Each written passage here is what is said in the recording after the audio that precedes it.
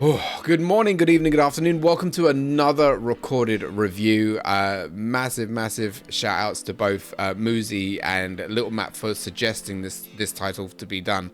There is no game case, so I just cut an image that I found off on Google just to help showcase the game that we actually did for review purposes, which is Silent Hill: The Short Message on PlayStation 5. It is a free-to-play game. So, A, it was Silent Hill related. B, it's a free game. I had to jump on it just to see what it's all about. I was told that the game was short, which is why my notes aren't that big. But the game does have a massive meaning to it. It has a big message to kind of give away to everyone. So we're going to talk a little bit about that, but we're not going to it's going to be spoiler free, because again, we're very anal about making our reviews completely spoiler free, so no one has their experience ruined. And if they want to go check it out for themselves after hearing what I have to say, at least they get to experience it proper themselves. So we're going to break this down the exact same way, even though it's a very short game. I'm not going to have a lot to talk about certain categories because it doesn't have a lot in it, and you'll see what I mean in a second. So the very first thing that we're going to talk about audio wise, because that's the thing I like to go for first, is the choice of music used. Now, it definitely feels like a Silent Hill game. The ambient background music and the audios that they use in this title is 100% Silent Hill. It vibes it reeks it. You can tell it was done by Konami, and you can tell it had references and vibes from the previous Silent Hill games.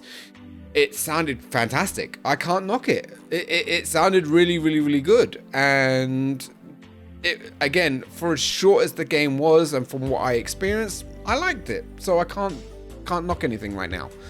In terms of effects and voice acting, the characters all had their own unique voice actor or actress. They all sounded absolutely spot on. I couldn't fault it. Yes, the game was it was obviously, it's in Japanese, but they translate it for us and have English voice actors because the lips don't match the subtitles. But again, not a problem with it, and I was absolutely fine playing throughout the game itself, and I thoroughly enjoyed my playthrough of the game. So in terms of voice acting, again, I had no issues with it whatsoever. None at all. Graphics, texturing, and weather effects, I can't really talk about weather effects, to be fair, and I can't, well, we could talk about the graphics, but we don't knock points off as we always do. We don't knock points off in our reviews for how the game looks. It's how the game works with the graphic engine that they utilize. And Unreal 5 is obviously being a massive thing nowadays. Most games that are being pushed out are all utilizing the Unreal 5 engine because it looks amazing. And when I mean that, there are videos out on YouTube that you can go watch where it looks dangerously like real life. And that's a great thing for us gamers, because that makes the games a little bit more realistic, and I'm excited to see how much better it can get. And this game looks absolutely stunning. It really does. In all the areas of the game that you get to explore, it looks very realistic. It looks really spooky at times as well. And they do label the game as a horror game, and you definitely get that feel and that vibe, the environment, and where it crosses over into the Silent Hill universe, and you can see the depths of hell from beneath your feet and the fiery glare that's coming from the flooring. You can definitely grasp that that the game does come from, like I said, the Silent Hill universe itself. And it looked absolutely stunning. The cutscenes looked really good. They had great detail. And one thing I liked about this game is that they used real actresses, and they crossed over between the real world and the gaming world. So at times you'll see a real female character in front of you, because it's all first person. And it, again, obviously it's realistic, so you can't really say anything about the graphics on that, but the graphics from the gaming aspect was absolutely stunning, and I can't knock it.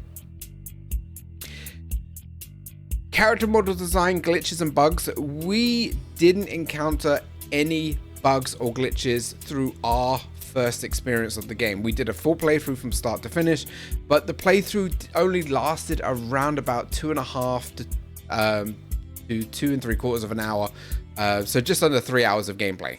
And I really took my time. I went around trying to look for everything that I could find, any collectibles that I could find, because I love finding things in video games. There are no achievements, so there's nothing to work for as you play through the game, but I actually like that for a reason that I'll talk about later on. But there's no achievements in the game, so there's no trophy hunting, there's nothing that you can look for, nothing that you can find. The readables and the collectibles, in a way, that you will find throughout the game are all necessary, that you actually need to progress throughout the story. And there is a bit of reading, and I'm not, you know, too shy away from reading stuff. I don't mind it. Some of it is actually voiced, which is great, because I would rather listen to it than read it myself. And it all ties in very well with the message that the game is promoting. And again, that's something that we will also talk about later on.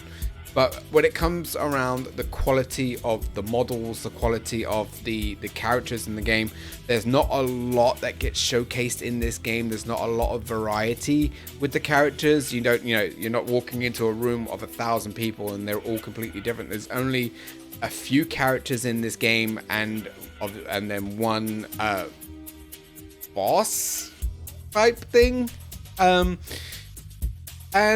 they were fine. You know, I wasn't blown away by the boss, if you want to call it a boss. I wasn't blown away massively, to be fair. And I think this game is more about the message that it's trying to highlight than the actual horror, if you want to even label it that, to be fair. Again, I want to talk more about it, but let me get through the template first, and then I'll dive into my perspective of the game. Replayability, there is none. There is no replayability in this, to be fair. Once you've played through it once, you're kind of done with it, to be fair. You're done.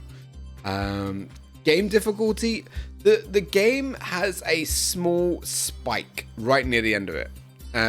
You go through 3 chase phases, and throughout those chase phases, if the boss or the enemy grabs you, it's an insta kill, but it loops, so you start again right at the beginning of that point, and then you can navigate your way through the maze to try and get to the exit. And like I said, you'll be fine you'll be fine at the very first 2, because they're pretty simple, but the third one is ridiculously hard, like stupidly hard, and it got to the point where it started really ruining the experience for me, because it's a long maze that you have to get through, and if you die, you get put right at the very beginning. And if you're not good at mapping in your head which route to take and which path to take, you're going to struggle quite a lot, because you have to find collectibles throughout your path, and each collectible helps you escape, and without finding all of them, you're not going to escape. So you're pretty much running around. I think I was running around for at least half an hour.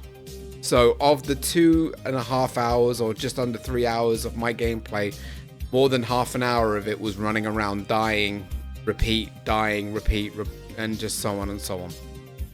But yeah, there is no replayability in this, and in terms of game difficulty, you'll be fine until the spike at the end, and then once it's over and done with, you'll be grateful you got it over and done with. Gameplay and mechanics, it's a first-person aspect of it. So, I mean, if you've ever played the Silent Hill games, they've always been third-person, camera over the shoulder, or Resi-style camera in the corners. So you're actually playing for the first time from what I don't think there's any other Silent Hill game that's first-person. Maybe The Room. Maybe Silent Hill The Room was first person. I can't remember. I only played that one a little bit. But there's again not a lot to the gameplay. You're running around, you're reading a few things. It's mainly about the message and the story that they're presenting. That's where the weight of this review comes from, and the weight that's in the actual game itself. You get to utilize your phone a little bit for the flashlight and through messaging, and that's really it. Again, there's not a lot to it. Story, if applicable, that's where pretty much most, if not all of this scoring is going to, because it is massively story driven with the message that they wanted to incorporate into the game itself. And again, spoiler free. I'm not going to talk about it. I'm not going to tell you what happens or how things happen. That's for you to experience, and I'm not going to take that away from you. There is no game customization, there is no stats building, there's no RPG elements, there's no leveling, so I can't talk about any of that either. There is no online, there is no online modes or stability or features online. Purchase price is also irrelevant because this game is free to play on PlayStation. So really it comes down to the notes and what more I need to talk about. The game itself is a PEGI 18 and that carries a little bit of weight. The game does highlight at the very beginning, as soon as you play, there is a big trigger warning prompt that comes up saying that the game dives into a lot of suicide things, right? Suicide support lines, helplines, trauma, mental illness. This game is like a big advocate of suicide awareness, and at the very beginning of the game it gives you support links and support numbers that you can call if you yourself are suffering, or if you yourself know someone that's suffering and you're struggling. And I think that's a great thing. I really do. I think more games need to do better at highlighting mental illnesses, highlighting mental problems, and offering people the hand of support and you know, just helping people, helping each other, because that's so important nowadays. It really is, especially with what we're in now, with all the problems that we're having, pandemics that we're having. But this game dives more into the social part of it all, the social networking, internet, platforms like Facebook, Instagram, Twitter. You know, the hateful comments that can come from people online, the online harassments, the online bullying, even the schools, the problem with schools nowadays with pupils bullying and harassing each other. There's so much to talk about around that area of it all, but I don't want to get too distracted because I could talk about this for a very long time, and I need to highlight the review, and I need to highlight the game Silent Hill: The Short Message, which I like that little end segment of its title, the short message, because this game has a massive big message to promote to people, and that is that suicide is a massive thing in this day and age, and it needs more help and it needs more spotlighting. It really does. The game is a one-player game. It's not a co-op, like I said, no multiplayer, no online.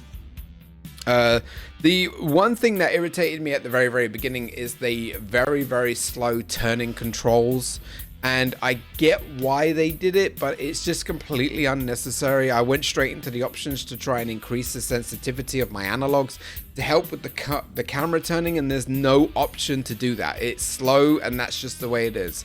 You just have to deal with it, and it is actually quite irritating.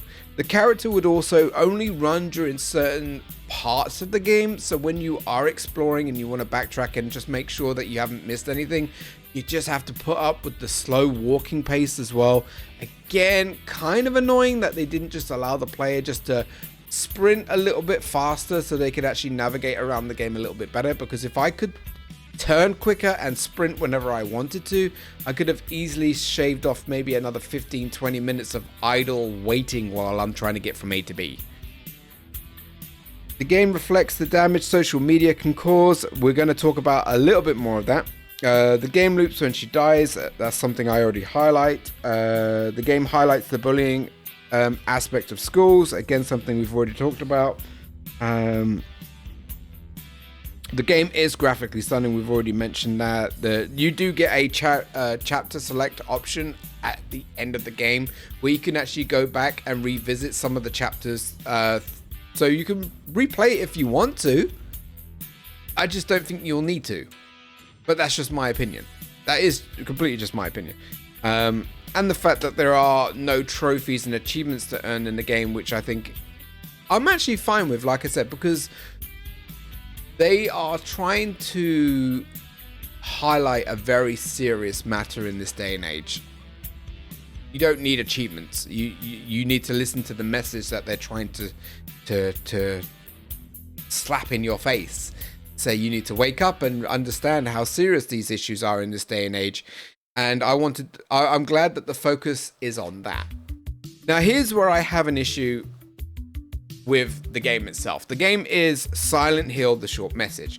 Do I feel this game needed to kind of piggyback off of the Silent Hill branding or the Silent Hill game thing? No. I think Konami could have made this its very own little unique game to highlight, like I said, a very, very, very big issue with the world that we're in nowadays. I think they could have made it a game purely based around, you know, everything that we've spoken about. And I kind of get that having Silent Hill in its title raises way more awareness than they ever could. It's like Capcom making a Resident, you know, they've done it recently, making a game Resident Evil, but it's not based in Resident Evil. It's you know, we've had this discussion a few times. But the game has a beautiful message to highlight and a massive concern to highlight. And it even goes a little bit further by offering web links and helplines and stuff like that. But I feel it could have been its own standalone game. And I feel they could have even gone one step further by charging a tiny fee for the game, like £1 or £2 or $1, $2, whatever, or even offering a link at the end of the game saying, if you enjoyed the message that we're trying to spread, the awareness that we're trying to spread, go to this link and 100% of your contributions will go to all of those causes. I think that would have been an incredible blessing. I really, really, really do. And I think that's what they should have done. I think they should have gone down that road where they could have actually earned a little bit of money from the project that they've done, from the work that they've done, and contributed 100% of that to suicide awareness, mental health issues, bullying charities, school charities. And I think that would have been absolutely amazing of them. I really, really, really do. But that's just my opinion on it. That really is. That's just my input, my opinion. I don't really think that the game needed to be Silent Hill based, you know? But that's just my insight on it. So what it comes down to is, would I recommend playing this? And would I, you know, yes, 100%. If you've got a PS5, I don't care if you're not a fan of Silent Hill anyway. It's a game that should be experienced by anyone and everyone because it has a very, very important message to highlight in the world that we're in right now. That's just my opinion. It's free to play at the end of the day. You're not really losing out. And the only thing that's going to give you trouble really is the end segment of the game. But it has a powerful message. It really does. And I do feel that everyone should understand that they're not alone, because it's tough nowadays. It's very difficult for people nowadays. It's a struggle. I'm not free from any of that crap, you know. Even for me, I go through my struggles. I go through my dark fucking days, and I don't bounce back like I used to anymore. I get stuck in those days sometimes, and it's a big struggle for me. And I know a lot of people who are also in those sort of situations, you know, and I've always been a very positive person. I always try to emit positivity, and I work my ass off, you know, providing the best content I possibly can do. But mentally, it may not be all rainbows in my head, and you know, a lot of the time I have to put on a smile.